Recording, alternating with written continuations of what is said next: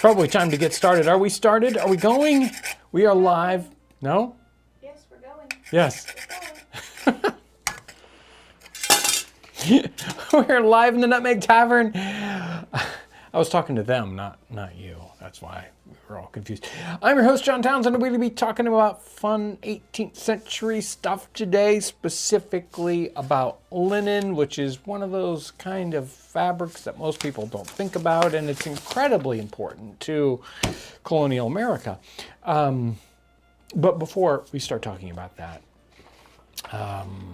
thank you to everybody that checked out Sunday's video, which was the Poor Beggars Feast. We had a lot of fun with Poor Beggars Feast, and even kind of, what am I going to look like in the thumbnail? And it was raining and like crazy that day, and we went and shot it someplace where we don't normally take thumbnail pictures, and I thought it turned out really nice. Really liked the very thumbnail. distinctive. Nice and moody, and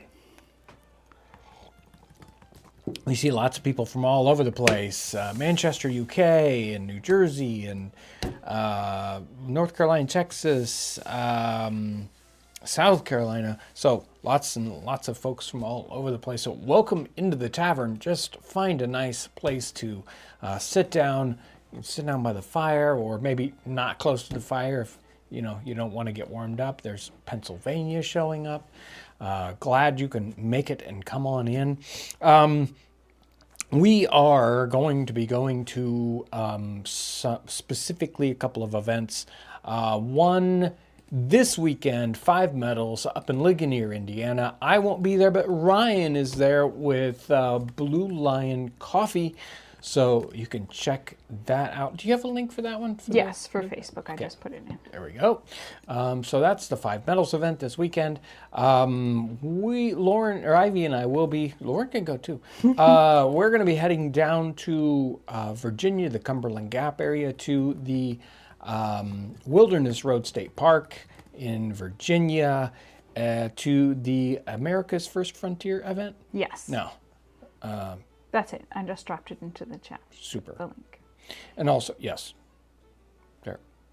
Today's your birthday. Happy birthday, Rose. Where was I at? That totally distracted me. Birthdays. I was going to mention, you had talked about the Poor Beggars Feast, and I was going to put in the link to the video, the Jobs for the Poorest. Jobs for the Poorest. Yeah, there's actually a couple that Carol did.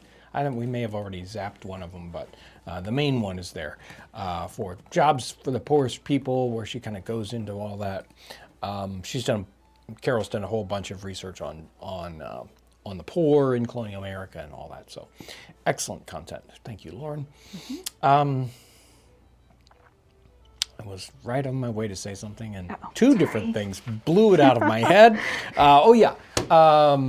Reenactors schedule, right? Yes. Yeah, so if you're interested in historical events around the country, not necessarily where I'm going to be, but because I can only be so many places. But if you're interested in events that are happening around the country and you want to know, hey, is anything happening close to me, whatever, or happening this weekend, you can check out that reenactors or reenactingschedule.org right there, and that will help you out. That website will help you out. And if you know of an event that isn't on there, and you can talk to the people who put it on and say, it ought to be on that website. Are we ready to go? I do have one super chat from earlier today. It's from Mandatory Carry. It just says thank you. Thank you. Thank you. Thank you so much for your support in that way. So linen is not a fabric that most people wear every day, or even have that much of. We even know the word linen, meaning, it's like linens. It's it's fabric, things that you put on the bed or on a table linens, the tablecloth. And we call them linens is because in the past they were made out of linen, but nobody uses linen today for those things. And linen is a very incredible fabric. Here's a hunk of natural linen. And you can see it has a different kind of interesting body than cotton does. It's very easy to tell cotton and linen apart when you start to handle them very much. The things that I'm wearing, the waistcoat here is linen, my shirt is linen, this cravat is cotton. It's just worlds apart in how they feel, how they handle, how they sew, how they, what happens when they work and how they wear out. Linen was like the fabric for poor people in our time period. You definitely couldn't afford cotton early on. Wools were expensive. Linens were something that we could even grow and process and make here in the colonies when it was still sort of primitive. It didn't happen at the very beginning because we were importing fabric, but as we get into the middle of the 17th century, 1640, 1650, the people in the colonies are saying we really need to have a fabric industry, a textile industry, and linen was what they went for immediately. We can start and let's talk about how linen is grown and processed. Let's jump into it. This image it's kind of funny. It was in the Met, right? Yes, it was. Right. And the description was very funny. Right. The description, this is funny. Sometimes people write a very just bald description. It's just very dead simple, right? Mm-hmm. And this person was kind of making fun of the designs on this and, how it was kind of gaudy and... Which I just think it's a beautiful dress. Exactly. I don't know why they were My making guess fun is of that it. they probably dealt with the high-end dresses. Like that was probably their forte. And they were very used to silks and kind of a more...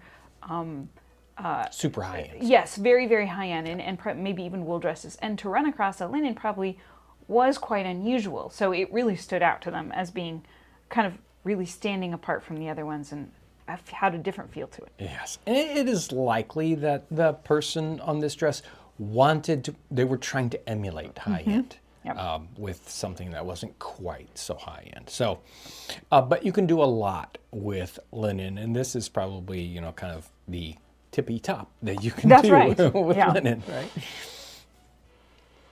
Now, rich people are still going to wear linen. It's just typically not on the outside.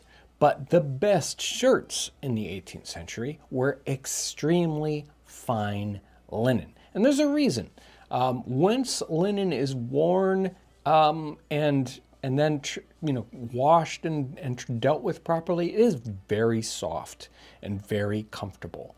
And you could do a lot of things with it. It irons and you get a lot of fancy creases and whatnot. Now this shirt is a fancy shirt. You can see all the gathers and it's got neck ruffles and all this going on. It's though in this museum scene, they probably haven't done all the very fancy pressing to get it just as perfect as some very rich person in the 18th century probably would have had someone to do. Yeah, would have had somebody do for them. Yes. But we can see that the feel of the cloth here, the hand of it, and the fineness of it. And you can see the fineness of the sewing on this. Can you imagine sewing all that? And that's all hand done, obviously, in our time period. That's a lot of work. And yes, it is. If we look in something like the Old Bailey records and court records, this kind of fabric and shirts like this were stolen all the time. It was one of those expensive things that people would steal. A servant might steal something like that because they would have access to it. And so you see this kind of stuff showing up in court records. This is the flax plant growing in the field, and it has a very beautiful blue flower. It's a very interesting looking kind of plant, kind of scrawny. And we can see these little seed pods, flower pods on the top of it, and then the stem. And you say, now how do you get fabric out of a little scrawny plant like this? I mean, And I grew a little tiny patch of flax. It's probably been 20 years ago. And it is very beautiful. And, spring green along with that blue leaning on purple. Just really neat little fabric or plant. This is a series of illustrations showing what's going on with the linen process. And this is a cottage scene here. We see the little cottage here. This is supposed to be Great Britain, right? Yes. Okay. And we see the cottage scene.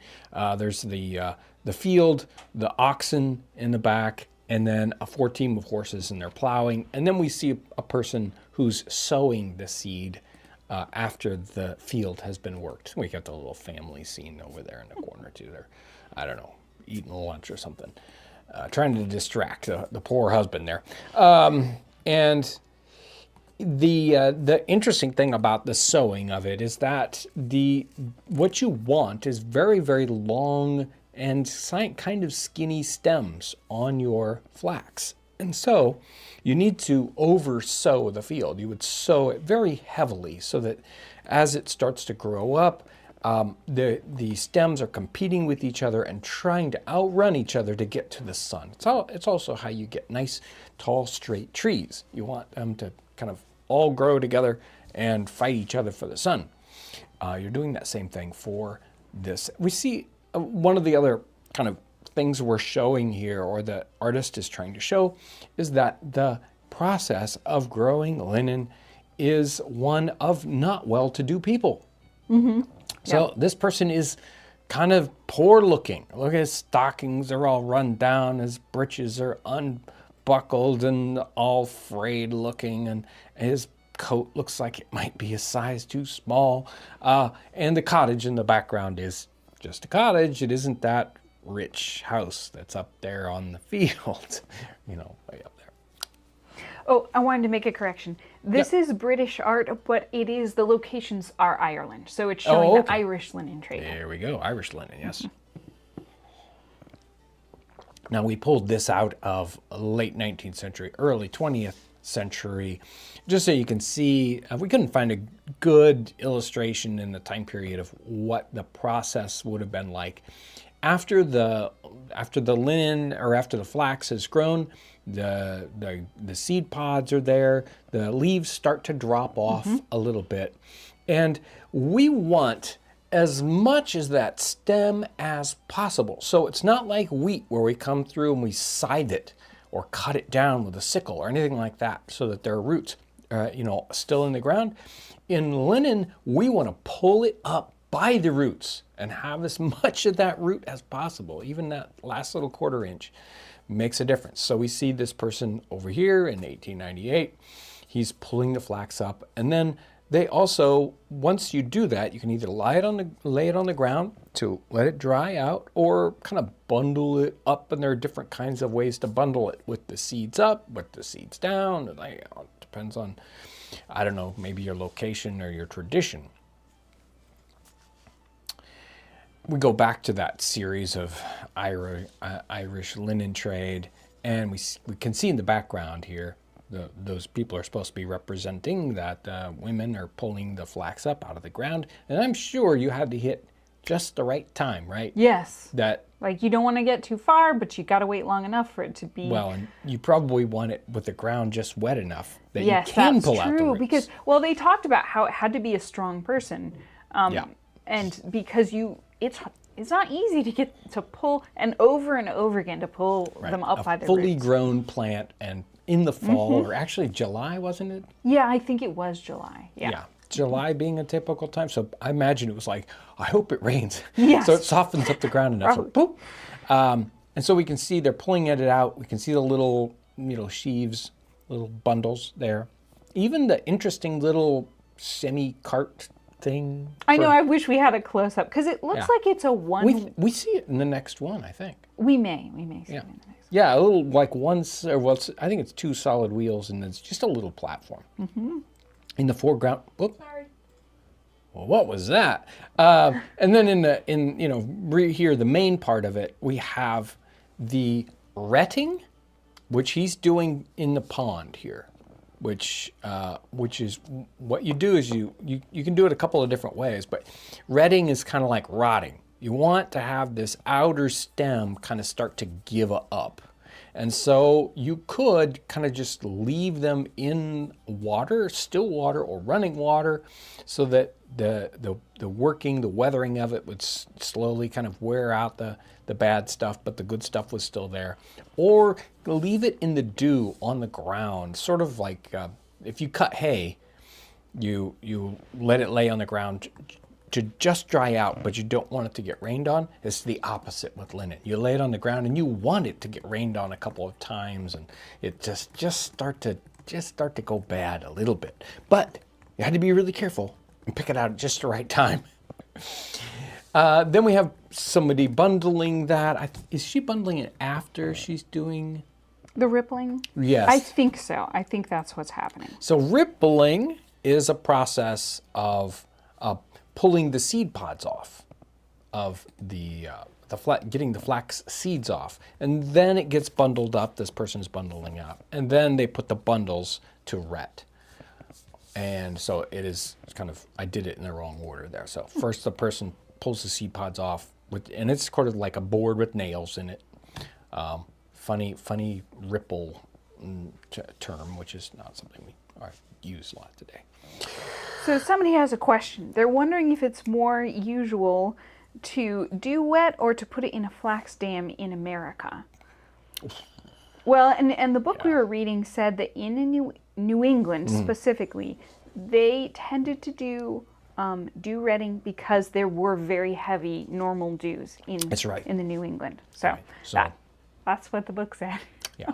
We get a larger kind of temperature variation from day to night, and also a lot more humidity, and so we are a good for it, just kind of letting it lay out and do its thing instead of having it in the water. Anything else? No. Okay. Here we have this process where we have to pull it out of the water, and then you can see that little cart a little more closely. I still don't. I don't know. I feel like you really want a cart just like that.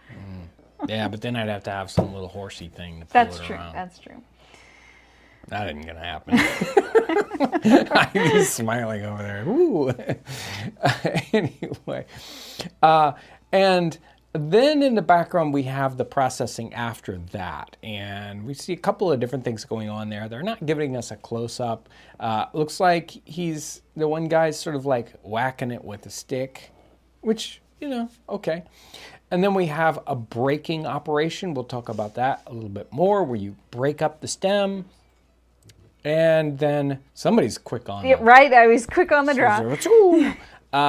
And then this other person's sort of like drying the bundles on kind of an oven kind of thing. I don't know about that. This particular picture didn't describe what she was doing there, right. So we're not quite sure. Ivy, can you move out of the picture? I wanted to read a couple comments.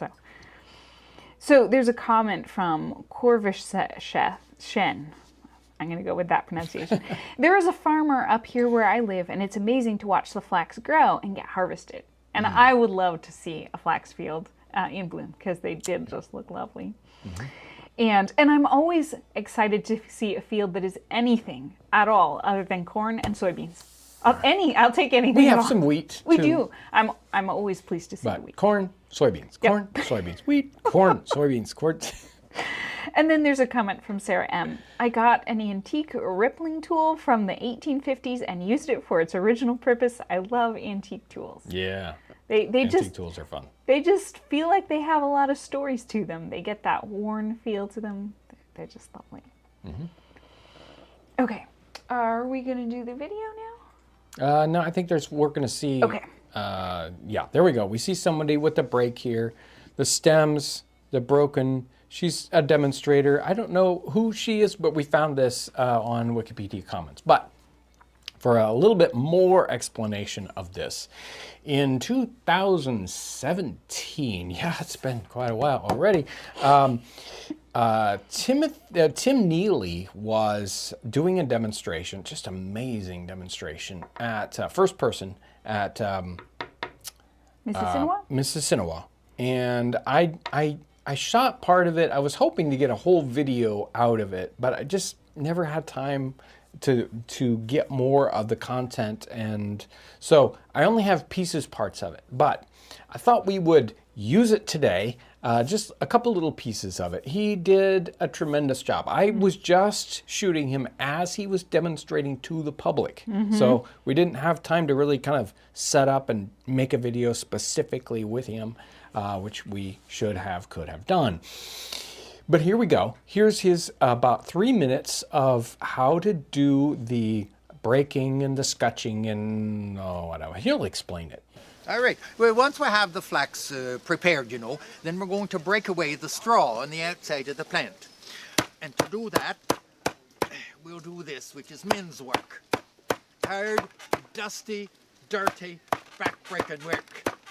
Now, once we have the straw broken or crushed, then we're going to actually break the straw away within the break itself. Now, all of those little bits of straw that you might see flying out, you wouldn't throw that away. That'll all be used for stuffing your pillows and your mattresses. Nothing goes to waste in the flax plant. Now, once we have the straw all broken, then we're going to scrape away the leftover straw. To do that, we take the scutching board and the scutching knife, and we begin to scutch. Now, scutch is an old word that means to scratch or to scrape. And that's what we do, is we scratch and we scrape out all of those little bits of straw you see. Now, once we have the straw scratched or scraped or scutched, we have our fibers free, you see, but they're still sort of glued together the way they were in the plant. So now we need to separate all of those fibers. And to do that, we're going to take the flax hackle, or the flax heckle that's just here, you see. Now, you notice I have a coarse set and a finer set. We'll start with the coarse set. Now, the wind has changed directions. I have to have the wind behind me, so I'll shift over to here. And we'll lay the scutch flax across, and we begin to comb out the tangled, knotted, snarled bits and any little bits of straw that might remain. And then we move to the finer set, where we begin to separate all of those fibers. And when the flax has been hackled enough, you see, it looks just like hair. So the story of the flaxen-haired maiden is because her hair is the color, the fineness, and the beauty of the flax. And that's what we're going to use to make linen thread. But before we do, let's go back to the hackles. Now, nothing goes to waste. This material left in the hackles is called tow, spelled T-O-W, and this is the reason young blonde children, you see, are called towheads, because their hair is the color of the tow fiber that remains in the processing of the flax. Now, we're going to take this tow and twist it into a very heavy cord, which is also called tow. Now, I don't really do the twisting by hand, I have a machine to do that, but I thought you'd need to see the tow. Now, what we commonly do is we twist 2 different strands of the tow very tightly, like this.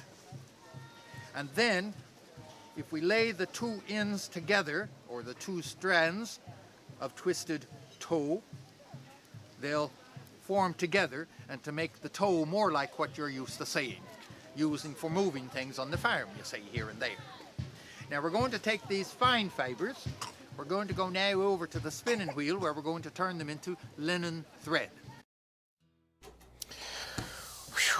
He did. He doesn't do this demonstration anymore, I don't believe, but he did just incredible job of explaining things. He was in education for like 40 years, so very, very good at doing what he does, and of course a lot in the textile industry. And so there he was portraying a indentured servant who was doing the linen trade. And it's very interesting. The linen trade had a lot to do with, it had a lot of poor people in it specifically. They would train poor people to work in that industry, sometimes even within the poorhouse. It had a lot of children working in the industry because all these little jobs, while, scutching or, all those things, if that's all you did all day, it's just menial labor. It's like once you have an hour of training, you don't need any more, and even a little kid can do it. They also had, especially in the colonies, they had a bounty on making this linen fabric locally. So they would pay extra for locally made or give you extra money if you made fabric and sold it, because they were trying to increase this industry going on in North America.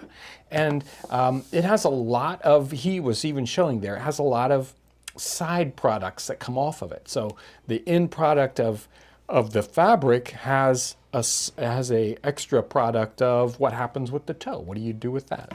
This part you stuff into pillowcases. This part you turn into a really lousy kind of rope, but it's very, very inexpensive. And what about the seeds? The seeds themselves, when you you knock all those seeds off, those were useful in and of themselves. You can replant the seeds, or you could process the seeds. You could squeeze the oil out of them, and what do you get? You get linseed oil, which is what they use to make paint. Very, very, high-end. That's a sought-after product. And even after you squeeze the oil out of those seeds, you have the seeds, kind of mush seeds that's left over. Well, you can feed that to the cattle. So nothing goes to waste on our linen. So let's jump back in.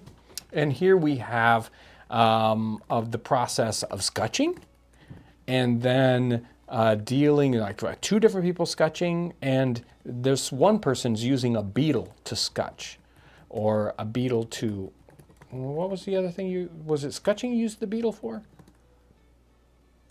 Yes, it Right. was. It was just like kind of- breaking. Right. So there was the breaking, right. and then they also could do it with a beetle, but Right. it took longer. Right. So sometimes you break with a beetle instead of doing it with a brake. Anyway, so we can see someone there with a beetle beating that, processing it. We see people stretching it out, and then we see the person running it through the hackle, and where you're combing out, and we can see the kind of fluff refuse that's kind of piling up in front, and then the person in the background, she has the beautiful long stranded good stuff, what you really want when you get done.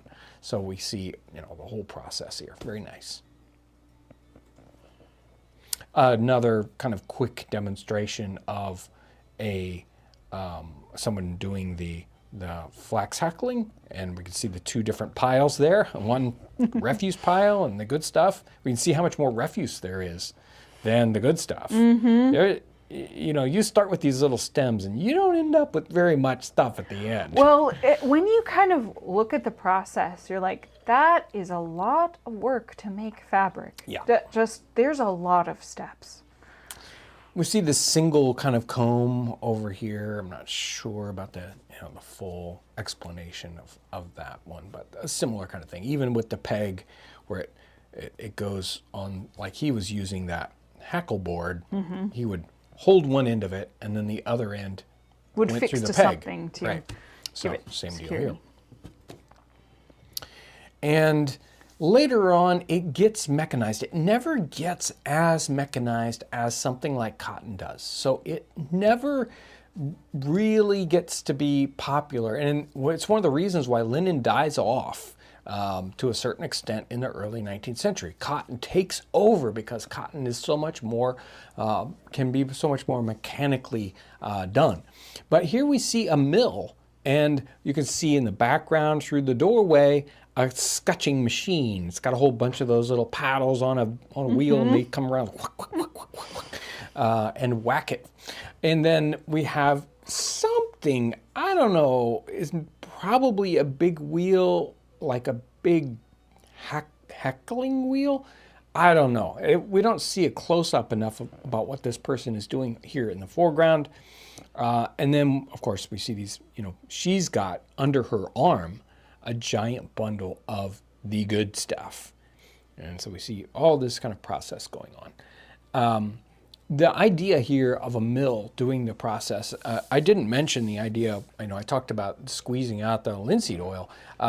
We started doing mills here in the United States. Yeah, there you go. A mill to squeeze out that linseed oil in 1718 was like the first mill in New England. And by the turn of the century, 1800, there were 150 mills just to squeeze out the linseed oil from the seeds. So you can imagine how big the linen industry was at the time. Okay, I'm going to take a break for a second. And every week I try to get to Patreon and YouTube members and all that good stuff. And I had a big list of new and renewing YouTube members.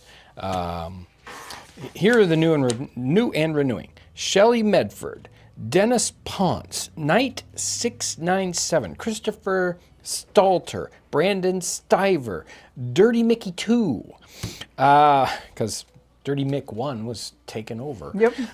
Anyway, Kathy German, The Sand Turtle Cooks, Norman Yerby, Q8 Carmen, there's David Collar, there's Ben, there's ICLO Rosso, Robert Cole, Joshua Voorhees, Ryan Apple is what it's supposed to say, Bart Hostler, Phoebe Jones, Ian Ferlgirinas, Franklin Horst, and Jody Crabtree. Some of them, it's like a contest here. And then new people on Patreon. Joshua Olig, Scott Beauregard, and Lance Gentle. So thank you, you guys, and your just incredible support of us, direct, immediate support to help us do what we do. Special thanks to Tim Nealeigh for allowing me to film that stuff at Mississinawa those years ago.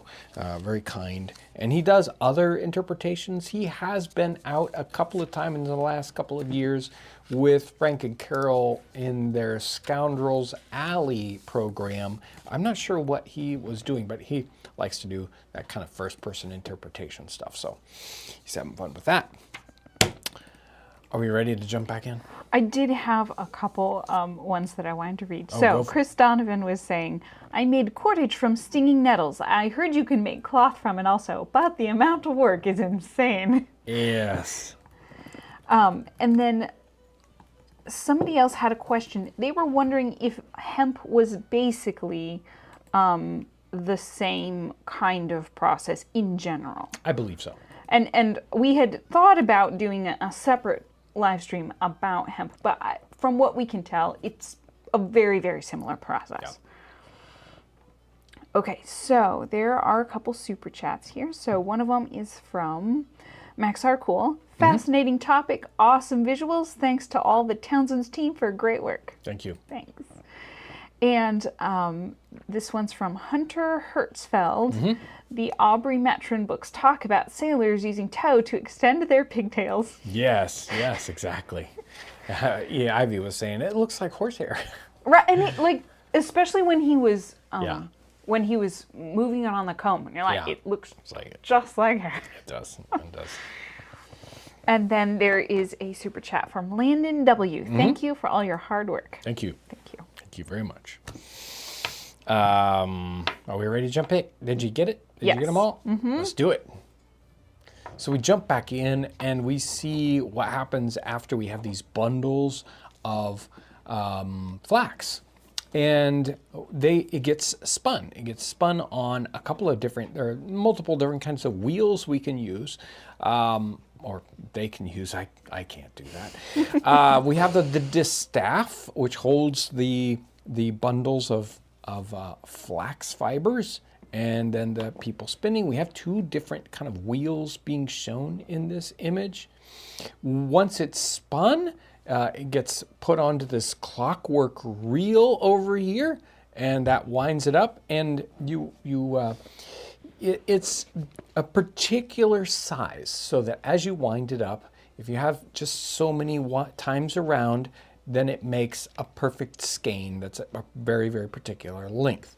And they had a little clockwork mechanism that made a noise so that as you were turning, it would tell you, okay, you've done just the right amount. You can stop now, take this one off, and start another one. And we have in the background possibly cooking or maybe dying. We're not sure what they were trying to give us about what's going on in the background. I'm going to say she's just cooking supper, whatever. I think it's talked about her boiling the Oh, fine. Fine. Yes, so there's another little segment here with Tim Nealeigh, and he's going to explain a little bit. I didn't get everything I wanted to get about the spinning of the flax. But if you look here at the working mechanism, you'll see that I have a spool with a U-shaped or wishbone-shaped piece called the flyer, and the flyer has a number of hooks. Now these hooks are used to spread the thread back and forth across the bobbin, you see. Now, since the thread is attached to the bobbin, crosses the hooks and then comes out to my hand, it means that if I hold on to this thread, every time this goes around once, it will put one twist in my thread, all right? The same as if I were to roll it in my fingers, just like so. Now we'll take the flax we prepared, we wrap it around this wooden rod called the distaff. Now if you do genealogy work, the study of your family, you know that your mother's side of the family is called the distaff side because of the woman's close association to the distaff in spinning. Because all women knew how to spin. Only the most intelligent of men could do that. Now I have water here I'm going to put on my thread to make it nice and smooth. If I were spinning thread for feed bags or floor mats, I wouldn't bother with the water. It wouldn't matter if the resulting cloth were rather like burlap. But since burlap underwear is not very comfortable, it's not even comfortable to think about, we'll use a lot of water when we're spinning thread for clothing. So I'm going to start the motor here now. This is now twisting into thread. When that's been twisted enough, it's allowed to wind on. My left hand pulls down some more. I get that wet. It twists into thread and it winds on. My left hand pulls down some more, and that's all I do. It's not difficult to do. It just takes a little bit of practice is all you see.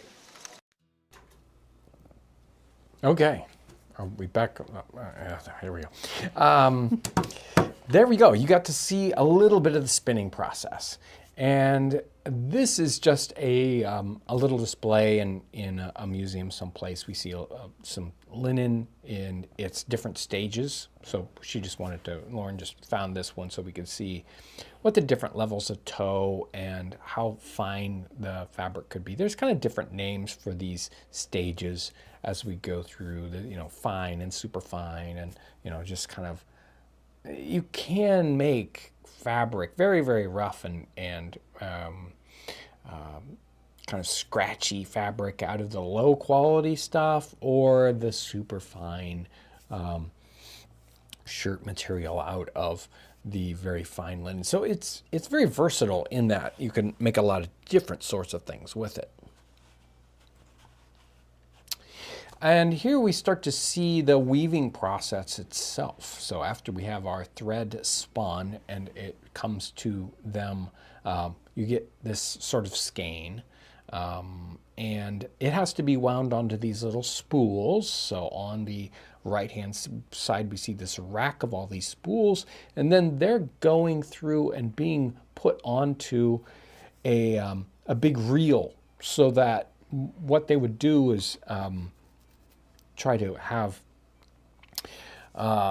they would wind this all up on this reel, and then so they did kind of, it's hard to explain, they did sort of sectional. There's no way that there's enough on that reel to put on the loom, so they would wind up, I don't know how many there are there, 36, maybe 40, threads going through that. That's not very many. It might get you about an inch or two of width on your fabric. So, he's winding that all up. He'll wind up another one. He'll wind up another one. And then that goes onto the beam of the loom. And then the loom gets all threaded, and then you can start to, I mean, it is very complicated going from this process to the loom. It's not the toughest stuff. Like, it's a little, you Right. got to be gentle. Right. Like, And don't break it. And it's harder to work with than something like cotton or wool too, because it's kind of weird and stretchy. And so you get it all on the loom, and then you get it wet once, and then all the strings kind of stretch to the same tightness. And even then you out can the start to tension. weave. Yeah. So very, very interesting process. You can see why we don't survive on linen anymore. Yes, you can see why people move to cotton. Even, like, I love linen. It just has I do different movement and everything. But you can see why they move to cotton. After it is woven into its fabric, now you've got more problems. You have to sort of wash it again. And then we see them washing it. They got a giant washing machine in the background, 18th century washing machine. Can you imagine? Yeah, you just poke it with sticks for a really long time. Right. And then we have somebody wringing it out. And then over here with the person whose back is to us, he's glazing it. So there's this table, you put it out, and then he's scraping this stone along it to flatten the fabric out. And we still have a very raw product at this point. And it is not fine, it isn't white, it's kind of a browny. They called it brown linen. Brown ours linen, is kind of gray brown. Right, but it's just kind of, even if it was fairly fine, it's still low end. Now we have to figure out how to make it white. Because nobody wants brown underwear or a brown, tablecloth or anything, or a brown shirt. So we have to make it white. And they didn't have bleach. They had to figure out how to whiten things in a different way. So here we have the giant whitening process. So up until, 1760 or so, when they started doing more chemical process? Yeah, I think it was 1760. Might have Something been like that. 1780, but I think it was. Yeah, I think it was 1760 or so, where they changed to a bit more, or could change to a bit more of a chemical process. More early on, you had these bleaching greens. So big fields, you would stretch the fabric out, you would wash it. You'd wash it in special things like what? Urine and dung or something. Lye, and let it set. And then the book we were looking at had a long list that I believe was about 12 steps, some of which took weeks, where you would just keep repeating, like you get it wet, you'd soak it in the lye and the dung, and then you'd lay it out on the green, you wash it, you lay it out on the greens, and then you just keep doing it with some variations until it was white enough. Yeah, and part of the process is sun bleaching is what's going on here. Some of that, and then there's some, quasi pseudo chemical processes that are happening. You can see the person's like spraying it in the background and stretching it out. You would think half the time you'd probably get it dirtier again while you're trying to get it right. But I mean, they're not necessarily. I mean, they're not clean. They're trying to. Yeah. They're getting it whiter and whiter. I'm amazed that it gets dirty. it white enough. Right. But it was. Yeah, it was somehow. white. Somehow. You can see these lazy people in the foreground. All these guys Not behind. lazy It's like, women. hey, look at them working hard. Then it's white. Then it has to be measured out. And here we can see them rolling it up. Now notice the roll here. This fabric might only be, a lot of the fabric in the time period, it's only like 36 inches wide. Mm-hmm. It's a lot easier to weave something narrower.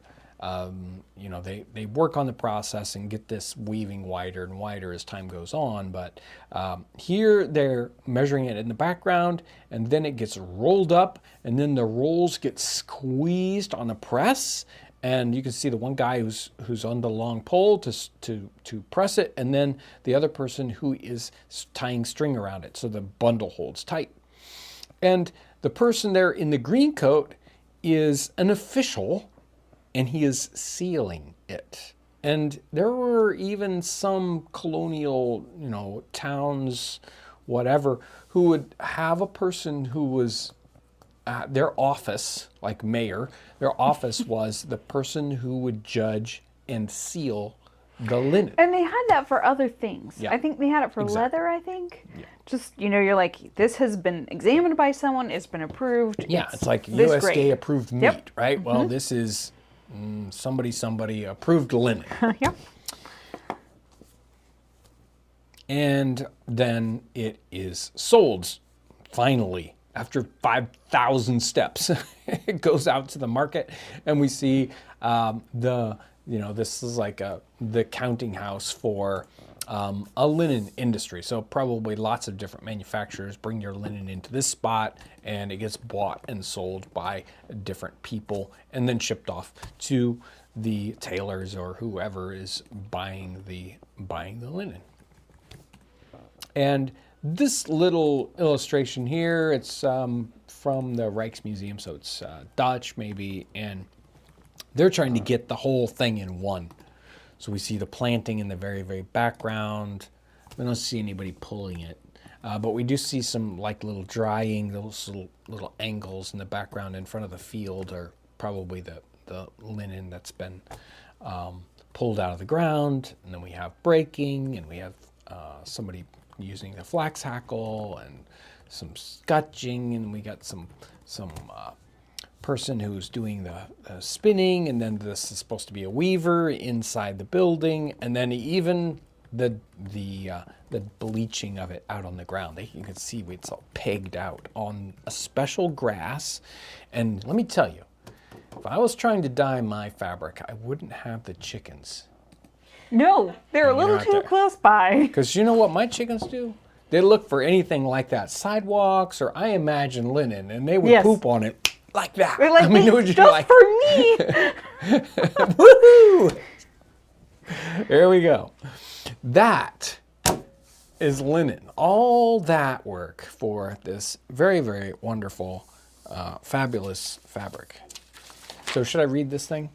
Yes, I thought it was a nice summarization. Do you want this whole thing? You don't have to. It's okay. I think, so I think, well, the we'll try peel that. is beaten. Yes. Linen wears the richest gentleman and also the poorest man. Think how many people can make a living doing that. The linen is made from flax. The flax is the peel of the stalk of the plant, which is also called flax. And many such stalks are picked, tied into bunches and dried and broken to obtain the bare skin. The peel is beaten, further purified by the chopper, and divided into very fine threads, and is spun into yarn, and the yarn is woven. That substance is called linen, and it is bleached, and all these activities can be found in this picture. So that was what that picture is. The farmer and the people break and flay the flax, the spinners, the weavers, the bleachers, the merchants, the shopkeepers, the seamstresses, the tailors, the washerwomen, and who can count all the people who either wholly or partly derive their existence from linen. And that is kind of one of the interesting things about linen too, is that the labor can be broken up. And sometimes there would be sort of almost like a collective of farmers or a group of farmers. And one would concentrate on growing the flax, and another one would have special fields just for doing the bleaching. And other people would, the farmer might just sell the flax in the bundles, and it hasn't been processed yet. And then it would go to people who just did, this one particular part of the job. So it was something that you could divide up between a whole community instead of just, it's like, okay, now I've got to do this part. Now I got to do that part. Whew, I do like linen though. Even with all this work, you're like, it's still Well, a I don't really have nice to do fabric. it. It's true. I didn't make any of my linen. Somebody was wondering, like, how was it cost effective? I mean, how is it just not? Well, if that's what you can make. So, you can't grow cotton in New England, and sheep weren't a thing. So while we had some wool, we didn't have a lot of wool, and that's where things like Lindsay Woolsey comes from. It's like, well, if I can't afford having all wool, can I make it half linen and half wool. It is the fabric that we can do, regardless of how many steps it takes. At least we can do it. Did you talk about the push for for it to be made in the United States because of the tax? I mentioned the bounty, but one of the things that happens is with things like the Stamp Act and other sorts of regulations, more duties start to happen on imported fabrics or fabrics that are being exported out of Great Britain and into North America. And so there was a push, like the rejection of tea and the acceptance of coffee in North America specifically, because it's like, hey, why are they doing this to us? Linen was the same thing. So homegrown linen was a sort of, a finger in the eye to the mother country saying, okay, fine, you want to tax us on that? We'll make our own fabric and we'll be proud of it, even if it is low end, right? And you'll see some people talking about that and, being proud of the fact that it's like, all the cloth that my outfit is made out of was grown right here. Which, given all the work that went into it, that's something to be proud of. That's right. Okay, all right. I think we're all caught up. What do we have This here? coming up video. Upcoming video. I was watching the finished product here. So we've done. Let's see. We started off with a poor man's feast. We did a soldier's feast. We did a farmer's feast. We did a sailor's feast. We did explorer's feast and a frontiersman's feast. Did we do any other feasts? Lieutenants. Lieutenants, prisoners, right? The officer's feast. Hunters. Christmas. We did a lot of feast videos, and through that whole thing, people said, "Why don't you do a rich man's feast?" And I resisted it. I resisted it. But guess what? Sunday's episode will be a rich man's feast. So make sure to tune in for that, and it'll be super and wonderful. Wasn't linen also less regulated than other fabrics? Good question, and I don't have the answer. But they did an awful lot of regulation. Like in Britain, the regulations on wool were pretty strict. Yeah, we kind of think that because it was 200 years ago or 250 years ago that the world was sort of Wild West and they didn't have all these crazy rules about who can make what and how much. But it turns out that they had plenty of rules. Now, when it gets to North America, well, you're getting a little bit closer to Wild West here, certainly. I can't think of anything else that Nope, I I've think got on my. We did it. We got through linen, and it is a super fascinating topic. I'm thrilled to be able to have fun with that, and so thankful I had at least a little bit of footage of Tim Nealeigh's presentation because it's just superb. So, super thank you. Hope you, if you're in the area, you get a chance to go up to the Five Metals event and say hi to Ryan. And if you're down in that Cumberland Gap area and you're free next weekend, that ought to be a lot of fun. And maybe you'll get a chance to find me as I wander around there. Who knows? It's sort of like a Where's Waldo? Where's John? If you want to try to find me, because I try not to stay in one place too long. And I'm not going to wear a stripy outfit, so... Makes it harder. Or sporting, really. I'll make it a lot harder for you. That's too easy. Hope you have a wonderful weekend, and thanks for watching.